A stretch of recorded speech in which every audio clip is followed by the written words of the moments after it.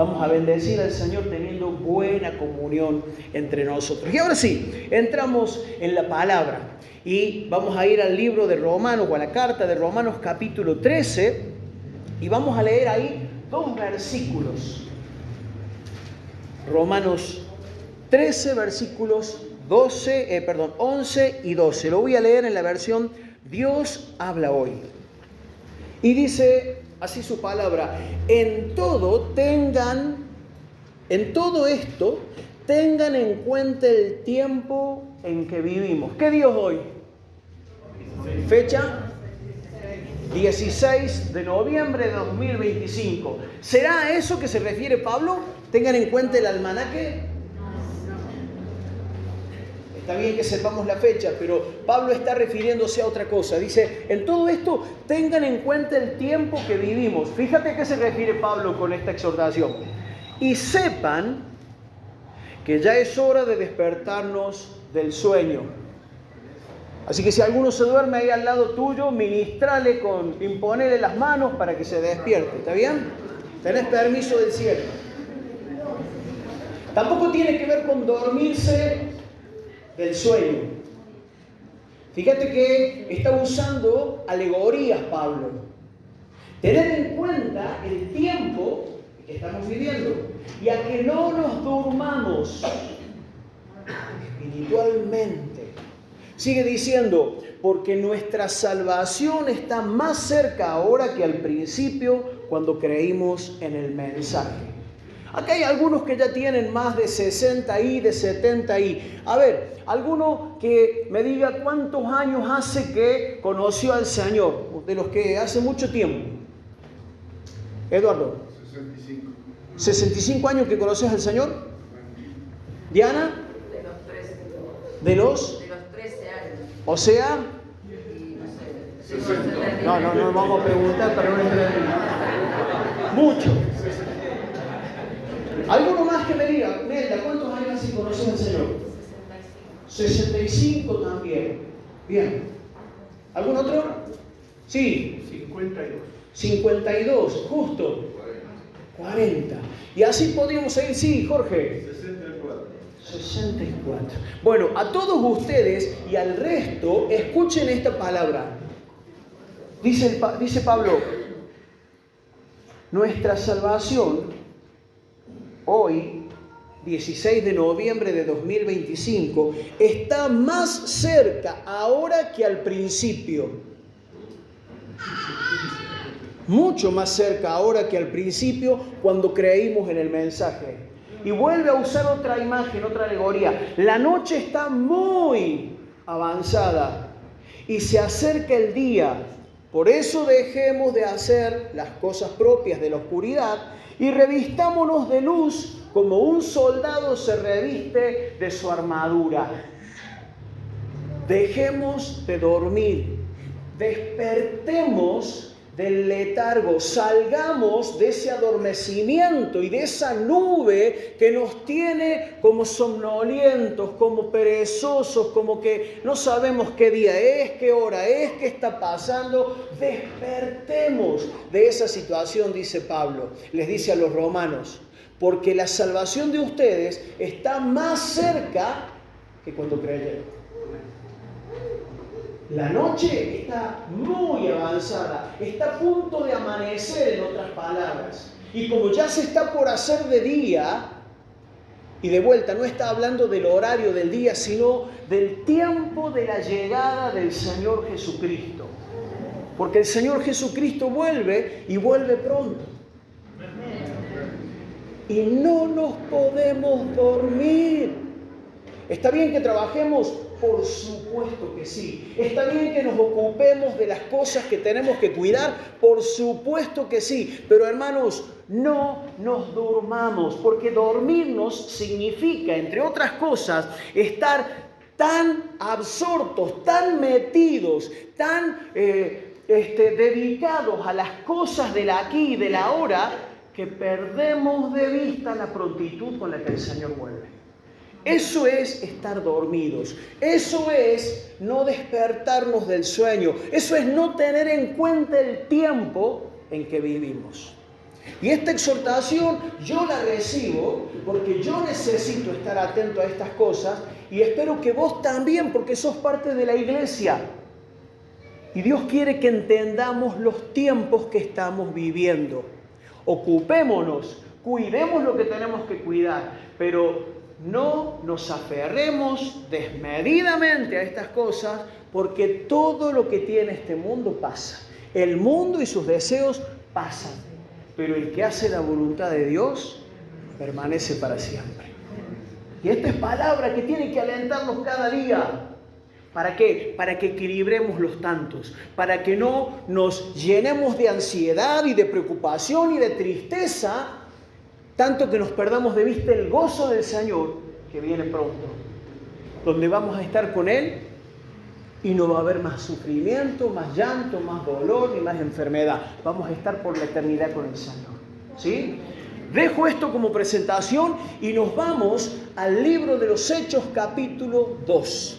Y ahí vamos a estar leyendo unos cuantos versículos, algunos salteados, en este episodio tremendo, poderoso, alentador que vivieron los discípulos del Señor cuando estaban poniendo atención a lo que Dios o el Señor Jesús les había mandado.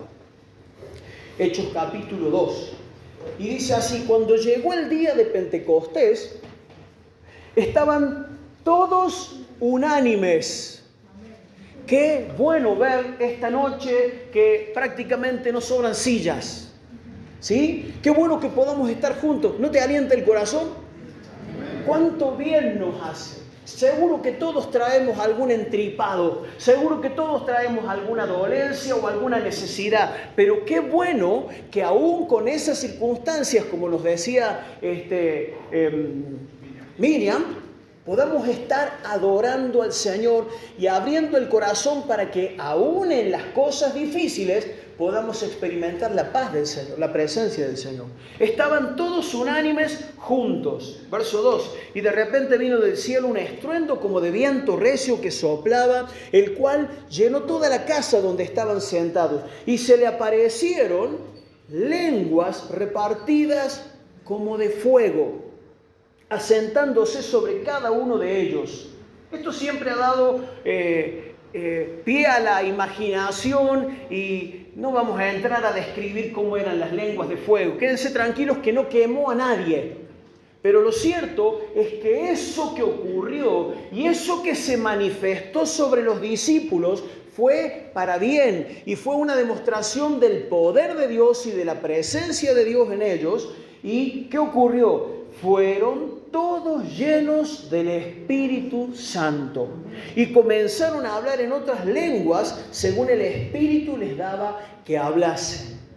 Porque esa es una promesa, como anoche decía Santi compartiendo a los jóvenes, que ya tiene cumplimiento. Una promesa de Dios que no la tenemos que esperar ya más, sino una promesa que ya se ha cumplido y se sigue cumpliendo en toda persona que cree en el Señor Jesús como su Salvador y le entrega su vida. El Espíritu de Dios, la misma presencia de Dios, viene a morar, viene a vivir, a habitar en nuestras vidas. Por eso Pablo decía que nosotros somos como vasitos de barro. ¿Cuánto vale un vaso de barro? Poco y nada. No se trata del valor del vaso, se trata de lo que tiene adentro. Y Pablo decía que somos llenos de la presencia del Señor. Y es esa presencia de Dios, el Espíritu Santo, lo que realmente le da valor, sentido y significado a nuestra vida. Hay un tesoro, dice Pablo, en estos vasos de barro, la presencia del Señor. Y esto pasó en Pentecostés. ¿Y cómo estaban los discípulos cuando ocurrió esto? Unánimes. Y estaban juntos. Seguramente que había que dedicarse para los quehaceres y atender algunas cosas. pero se entiende que quedaban de acuerdo en algunos días y en algunos horarios para estar juntos orando, para estar juntos esperando la promesa que Jesús les había dicho del Espíritu Santo. Y por eso también nosotros, sería una insensatez decirles, hermanos, a partir de mañana todos vamos a estar acá todo el día en el templo. ¿Saben qué locura, no? Yo soy el primero en disparar de acá. Tenerlos a todos ustedes de lunes a lunes metidos en el templo. Entonces, no habla el texto de que tengamos que mudarnos todos acá. Habla de que cuando tenemos oportunidad de estar con los hermanos, no lo desaprovechemos. Cuando tengamos la oportunidad de buscar juntos al Señor, de servir juntos al Señor, como hemos hecho en el picnic, como hemos hecho sirviendo en la plaza, compartiendo el Evangelio o en la célula, que cuando tengamos oportunidad estemos, porque ahí se manifiesta el Señor de una manera especial. Claro, cuando en Pentecostés, en esta fiesta, una de las 3 fiestas especiales que los israelitas tenían establecidas por Dios, la fiesta de Pentecostés, y donde era el centro del festejo de estas fiestas solemnes, Jerusalén. Así que Jerusalén estaba lleno de judíos que habían venido de todas las regiones y de los países conocidos por aquel entonces. Algunos que se habían ido hacía 1 año o 2, otros se habían ido hacía mucho tiempo. Tanto tiempo que ya habían aprendido a hablar otras lenguas, o sus hijos y sus nietos habían aprendido a hablar el idioma de las naciones a donde se habían ido. Pero ocurrió algo tremendo. Los discípulos que estaban llenos del Espíritu empezaron a hablar las maravillas de Dios en distintos idiomas, y todos esos judíos, inclusive los que ya no hablaban como lengua principal el judaico, empezaron a escuchar a los discípulos a hablar en sus propios idiomas las maravillas de Dios. Y decían, ¿qué querrá? ¿Qué significará todo esto? Pero no faltaron los críticos, esos que nunca faltan, ¿vieron? Porque dice la palabra que algunos dijeron, estos están borrachos, están ebrios. Entonces, ahí aparece lo que conocemos como el primer discurso de Pedro, la primera prédica de Pedro. Y en el versículo 14 de Hechos 2 dice así: entonces Pedro, poniéndose en pie, junto con los 11, alzó la voz y dijo, estos no están ebrios. Muchachos, son las 9 de la mañana. No ha habido tiempo todavía para tomar nada. No están borrachos. Y sigue diciendo en el verso 16, mas esto que está pasando y que es notorio a todo Jerusalén, es lo dicho por el profeta Joel. Por cierto, si no sabías, en el Antiguo Testamento hay un libro que se llama Joel, libro del profeta Joel, que vivió unos 800 años antes de Jesús. Y ya con tanta antelación, Dios inspiró al profeta Joel para que predijera, para que anunciara de antemano lo que iba a suceder en Pentecostés. Entonces Pedro, entendiendo esto, les pone en conocimiento a tantos que estaban asombrados, que no entendían qué es lo que sucedía, y les dice así: esto es lo dicho por el profeta Joel. En los postreros días, dice Dios, derramaré de mi espíritu sobre toda carne. Sus hijos y sus hijas profetizarán, sus jóvenes verán visiones y sus ancianos soñarán sueños. Y de cierto sobre mis siervos y sobre mis siervas en aquellos días derramaré de mi espíritu y profetizarán. Esto significa predicarán, hablarán del Evangelio. A eso se refiere con que profetizarán todos los que reciban el Espíritu Santo que estaba anunciado por el profeta Joel. ¿Cuántos años antes? Unos 800 años antes, más o menos. Entonces Pedro les dice, no se confundan, acá no hay nadie borracho, acá no hay nadie loco. Lo que está sucediendo es el cumplimiento de la palabra de Dios. Fíjate vos que eran judíos pero no entendían, no conocían la palabra. Y a veces nosotros, por desconocimiento de la palabra, podemos ignorar lo que Dios está haciendo. Pero Pedro les habla para que ellos entiendan. Salto al verso 21 y Pedro dice: y todo aquel que invocar el nombre del Señor será salvo. Hace 2000 años y hoy también. Toda persona, hombre, mujer, grande, chico, que invoque de todo corazón el nombre del Señor Jesús, será salvo. Porque para eso vino el Señor Jesucristo, a dar su vida en la cruz por todas las personas. Por todos murió, para que los que viven ya no vivan para sí, sino para aquel que murió y resucitó por ellos, dice Pablo.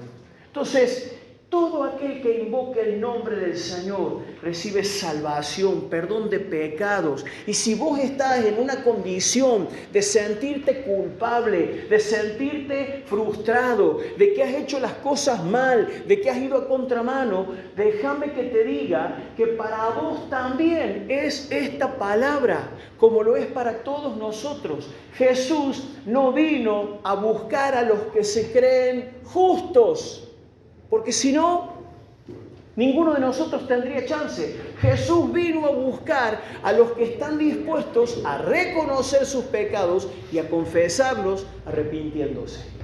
Entonces, si vos nunca tomaste esta decisión y hoy estás escuchando esta palabra de que si invocás, si pedís, si clamás con humildad a Jesucristo que te salve, Él te va a salvar de tus pecados, te va a salvar de la condenación eterna. Y esa es la gran noticia del Evangelio. Jesús no vino a establecer una religión. Jesús vino a darnos vida y para que tengamos vida en abundancia. ¿No te parece una preciosa noticia? Es la mejor noticia que el ser humano ha recibido en toda la historia de la humanidad. Si alguien invoca el nombre del Señor será salvo. Verso 22. Varones israelitas, sigue diciendo Pedro, escuchen estas palabras. Pongan atención, les decía Pedro. Jesús Nazareno, varón aprobado por Dios entre ustedes con las maravillas, prodigios y señales que Dios hizo entre ustedes por medio de él, como ustedes mismos saben, a este entregado por el determinado consejo y anticipado conocimiento de Dios, prendieron y mataron por manos de inicuos, crucificándole. ¿Qué significa eso? Pedro les está diciendo, ustedes saben quién es Jesús de Nazaret, porque hacía poco tiempo que había sido el escándalo de la muerte de Jesús. Y Pedro les está diciendo, ¿se acuerdan todo lo que pasó con Jesús? Que se juntaron los gobernadores, los religiosos y entretejeron ahí engañosamente una acusación para sacarlo del juego y lo sentenciaron a muerte y murió crucificado porque toda la turba decía, crucifícale, crucifícale. Todo eso pasó, pero Dios de antemano ya lo sabía. No lo tomó por sorpresa Dios. El anticipado conocimiento de Dios había permitido que así fuera, porque en eso consistía el plan salvador de Dios, en que Jesús, el justo, el Cordero de Dios, muriera por los injustos. Entonces Pedro les está diciendo por qué Jesús había muerto. Y sigue diciendo, al cual Dios levantó, sueltos los dolores de la muerte, por cuanto era imposible que fuese retenido por ella. Bendito sea el Señor Todopoderoso. La muerte no lo pudo retener. Con la resurrección venció a la muerte. Amén. Bendito sea el Señor. Y Pedro después va a citar lo que había dicho David en uno de los salmos, que había profetizado sobre la resurrección de Jesús. Y en el verso 32 sigue hablando Pedro del Señor Jesús y dice, a este Jesús resucitó Dios, de lo cual todos nosotros somos testigos. Así que, exaltado por la diestra de Dios y habiendo recibido del Padre la promesa del Espíritu Santo, ha derramado esto que ustedes ven y oyen. Y les exhorta en amor, pero con firmeza. Sepa pues, tomen conciencia ciertísimamente toda la casa de Israel, que a este Jesús, a quien ustedes crucificaron, Dios le ha hecho Señor y Cristo. Es decir, Dios lo ha establecido como el Señor de señores, el Rey de reyes y el Salvador, el Mesías que tanto esperábamos. Al oír esto, se compungieron de corazón, es decir, se quedaron profundamente conmovidos. El Espíritu Santo empezó a obrar el arrepentimiento. Y le dijeron a Pedro y a los otros apóstoles: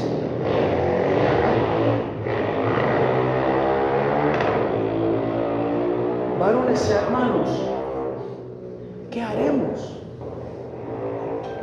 Si fue así como nos están diciendo, y seguramente muchos de los que estaban en la multitud habían estado gritando: crucifícale. ¿Qué hacemos?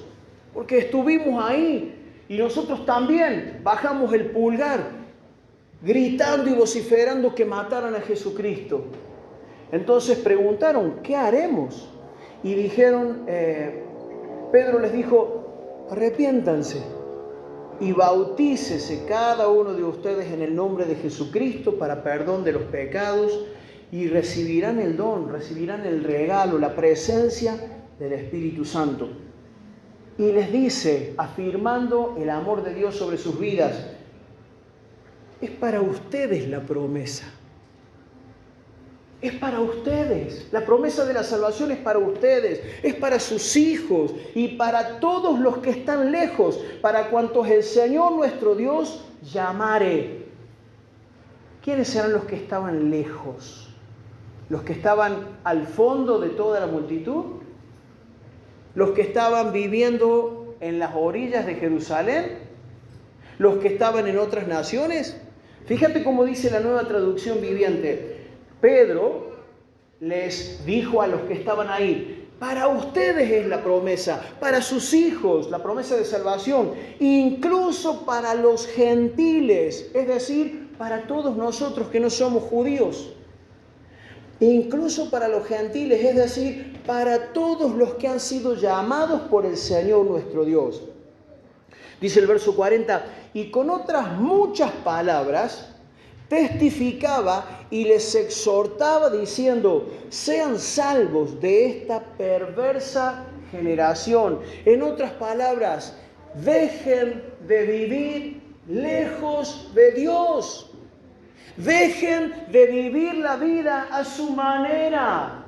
Dejen de seguir la correntada del mundo. Vuélvanse a Dios, porque la promesa de Dios de salvación, de vida eterna, de la promesa del Espíritu Santo es para ustedes. Vuélvanse al Señor.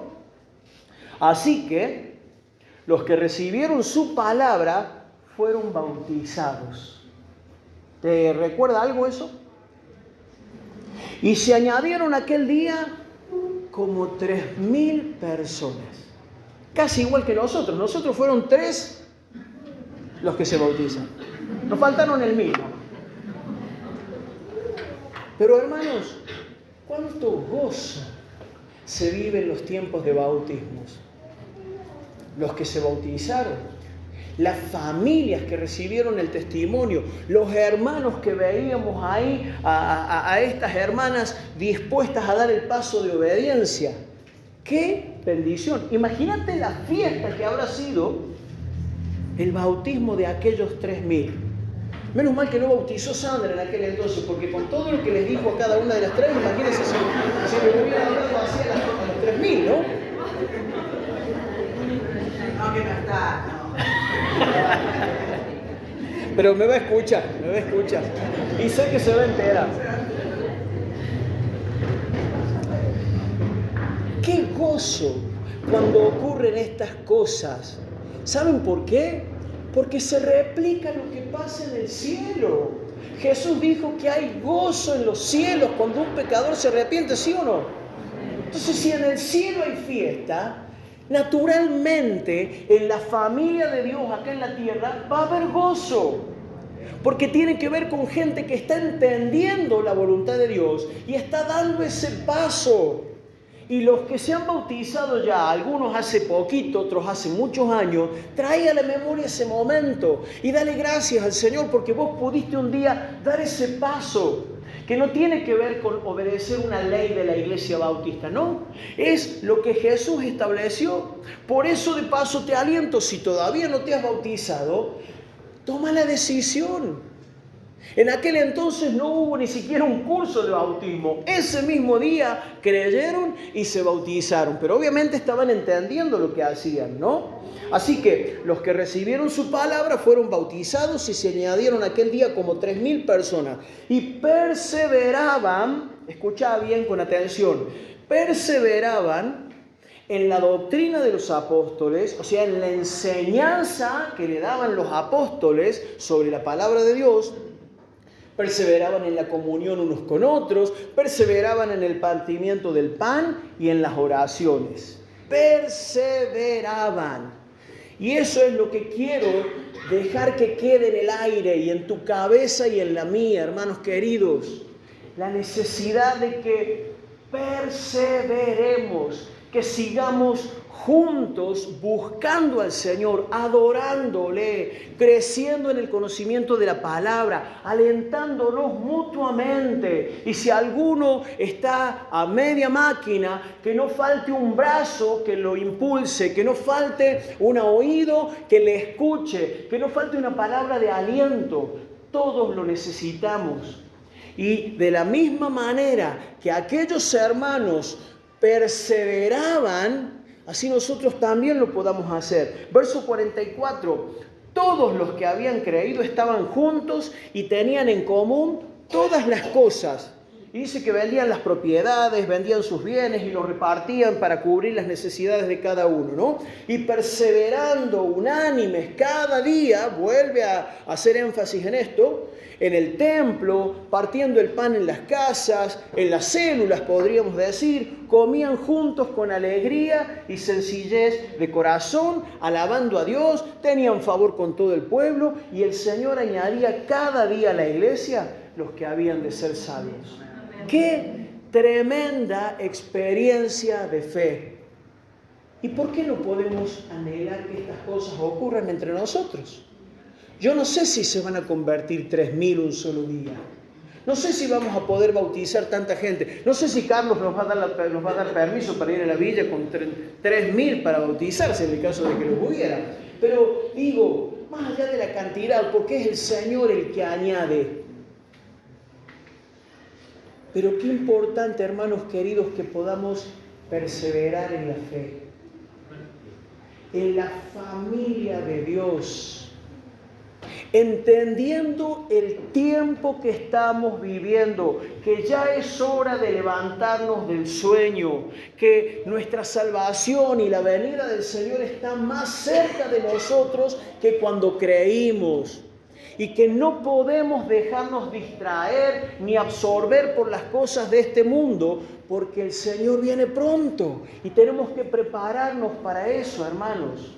Miren, nosotros no estamos en la misma época que cuando ocurrió esto. Han pasado siglos, ¿sí? 20 siglos de aquella intervención del Espíritu Santo sobre la iglesia. Vivimos en otro continente, hablamos otro idioma, no somos descendientes de Israel, nosotros estamos bajo la categoría de los gentiles, salvo que alguno tenga ascendencia judía, pero la gran mayoría no lo somos.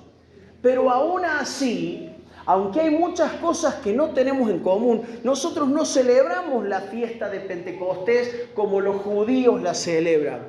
Pero aún así tenemos que entender que, como les dijo Pablo en aquella oportunidad a toda esa gente, es para ustedes la promesa, es para ustedes, es para ustedes, es para ustedes, es para ustedes, hermanos, para sus hijos, es para ustedes.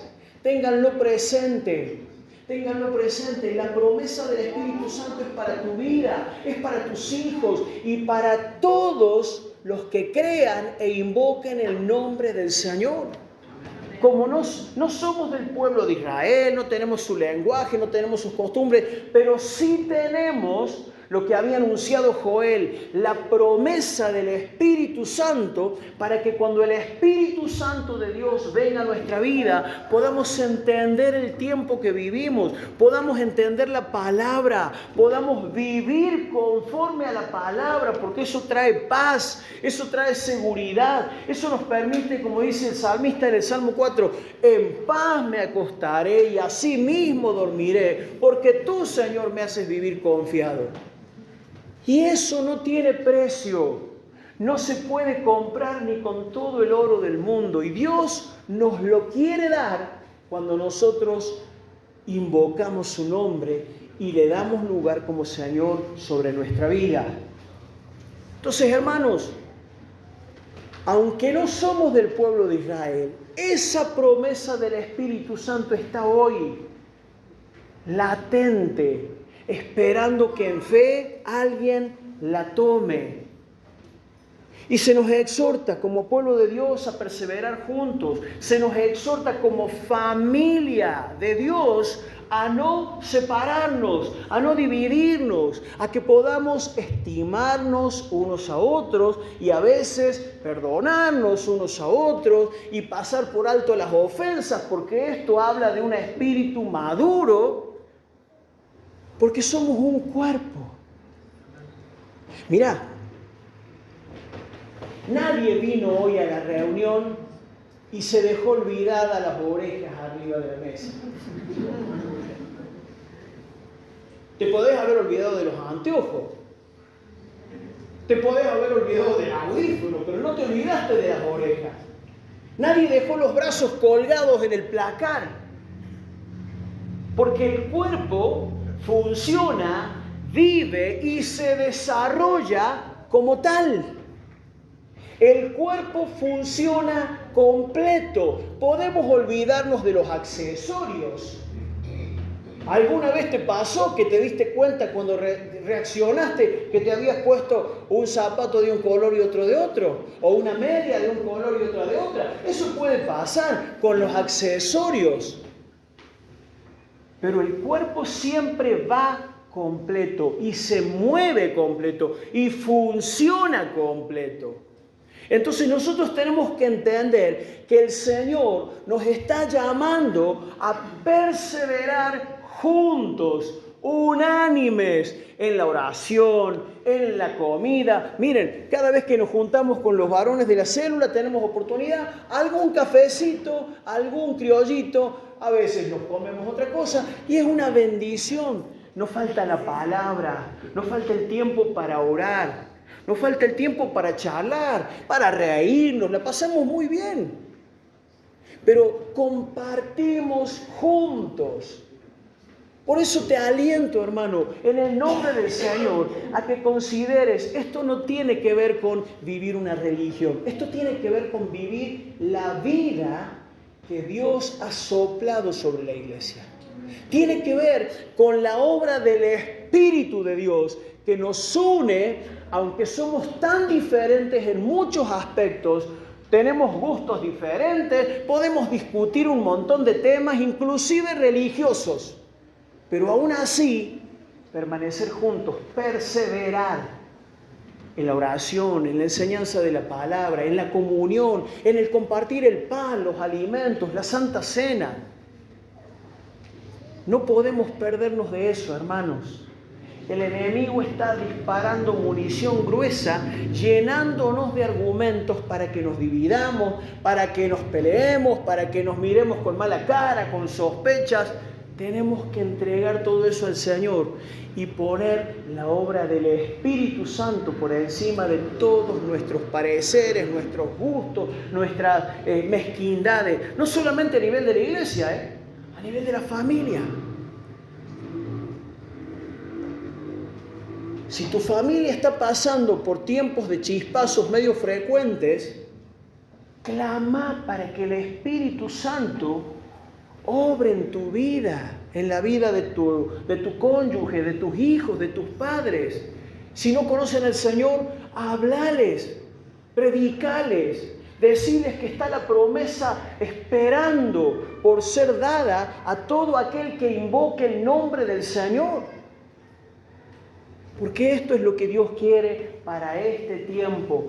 Tiempo donde está mucho más cerca nuestra salvación y la venida de Cristo que cuando creímos. No dejemos de congregarnos, hermanos. No dejemos de buscar al Señor. No perdamos oportunidad cuando tenemos el tiempo para compartir un almuerzo, para compartir una cena, una mateada. Que no falte el invocar el nombre del Señor. Y la vamos a pasar mejor que si estamos haciendo o hablando o diciendo cosas que no tienen sentido. Porque nosotros tenemos la presencia del Señor. Echemos mano de eso, hermanos. Dios quiere bendecirnos y darnos crecimiento. Dios quiere llenarnos de gozo al ver la obra del Señor en nosotros y a través de nuestra vida. Se nos exhorta, hermanos queridos. Dice la palabra, si un miembro padece, los otros se ríen, los otros se olvidan. Miren, a veces, creo que todos los que tenemos varios años en la iglesia hemos pasado por esta situación. A veces nos duele más que una enfermedad la falta de un llamado o de una visita. A veces nos duele más eso. Porque estamos tan ocupados en nosotros mismos y se nos olvida que alguien está necesitando un llamadito, y capaz que a mí mismo se me ha pasado tantas veces, ¿no? Pero si justamente podemos perseverar en la comunión, tenernos presentes, compartir tiempo, ver al que está necesitado, al que está solo, eso es glorioso a los ojos del Señor. Entonces, si un miembro padece, todos los demás miembros se duelen con él. Y si un miembro recibe honra, todos los miembros con él se gozan. ¿Sí? Hemos venido, y con esto termino, hermanos, hemos venido durante este año en varias oportunidades hablando y meditando y estudiando lo que dice el Salmo 38:8. El Señor cumplirá su propósito en mí. ¿Sí? Pero ¿sabes qué? El propósito de Dios que se cumple en las personas no se cumple de manera aislada, sino que se cumple en comunidad. Gracias, Oscar. Se cumple en el cuerpo. Así que si una mano está enferma, el resto del cuerpo padece juntamente con la mano. Y si hay un logro en alguien que pertenece a la iglesia, todos los demás nos alegramos y nos gozamos. Porque el propósito del Señor no tiene que ver con que uno brille. En todo caso, si hay alguien que tiene que brillar, no somos nosotros. En todo caso, si hay alguien que tiene que brillar y destacarse, ¿quién es? Bendito sea el Señor Jesucristo. Y nosotros, como ladrillos de un edificio, cada uno en su lugar, trabaja para la gloria y la exaltación del Señor Jesucristo. Pero el propósito del Señor se cumple cuando estamos juntos, cuando estamos en la iglesia, cuando compartimos a donde Dios nos ha puesto, en la familia de la fe. Amén. Vuelvo a repetir esto último. Así que los que recibieron su palabra fueron bautizados. Y se añadieron aquel día como 3,000 personas y perseveraban en la doctrina de los apóstoles, en la comunión unos con otros, en el partimiento del pan y en las oraciones. Te quiero alentar con el amor de Cristo y decirte, el Señor anhela, el Señor nos llama, el Señor nos pide, nos invita, nos busca, para que perseveremos en la comunión, para que juntos avancemos, esperando ese tiempo que está muy próximo, el tiempo de su venida. Alentémonos, hermanos, alentémonos con estas palabras unos a otros. El Señor viene pronto y eso no nos tiene que hacer entrar en desesperación. Eso nos tiene que ayudar a afirmarnos en nuestra fe. ¿Sí? Ponete de pie un momento delante de la presencia del Señor.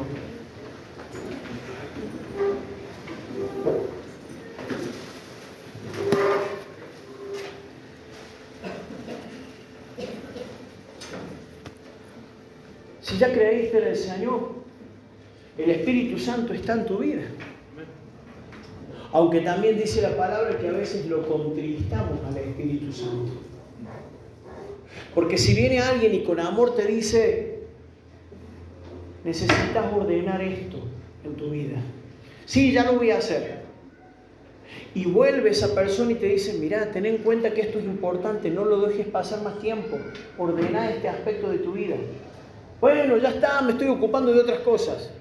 Y vuelve con amor esa persona y te dice, por favor, no dejes pasar más tiempo, que es fundamental que prestes atención a esto. Y vos le volvés a decir, ya me cansaste, yo sé cómo hago mi vida y qué priorizo. Esa persona probablemente no te diga más nada y se va a quedar triste y dolida, sabiendo que ya te advirtió, pero como le dijiste, no me molestes más, no te va a molestar más. Y eso pasa cuando a veces entristecemos al Espíritu Santo. Porque el Espíritu Santo no fuerza a nadie. No te va a agarrar de la oreja y te va a llevar a hacer algo. No te va a doblar el brazo. El Espíritu Santo habla con ternura, con mucha firmeza, pero con ternura. 1, 2, 10 veces.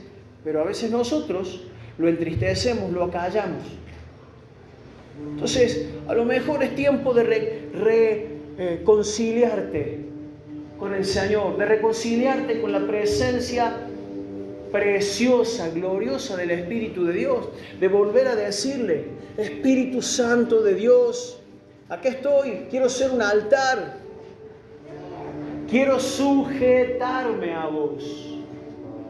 No lo puedo tener como un amuleto o como un objeto que uso cuando lo necesito y después lo dejo. El Espíritu Santo es la presencia de Dios en nuestras vidas que nos enseña, que nos convence de pecado, que nos exhorta, que nos alienta, que nos llena de gozo, de amor, de paz. El fruto del Espíritu Santo florece cuando nosotros le damos lugar. Entonces, hermanos queridos, si estás en esa situación, qué bueno que hoy le puedas decir, Señor, quiero ser ese templo dispuesto, sin condiciones. No te puedo poner horario. No te puedo poner límites. ¿Quién soy yo para limitar a Dios? Para decirle dónde sí y dónde no puede obrar. ¿Quién soy yo para decirle en qué áreas le permito y en qué áreas no? ¿Quiénes somos? ¿Somos más fuertes que Dios? Entonces, tiempo para que podamos decirle, acá estamos, Señor. Llenanos. Y hacernos arder de pasión por amor a las vidas y a la iglesia, y que podamos entender y experimentar este tiempo como el que vivieron los primeros discípulos. Te invito a que ores con esta canción que es un clamor al Espíritu de Dios. Adórale al Señor. Y si te está hablando, dale gracias. Disponete en la presencia del Señor. Bendito seas.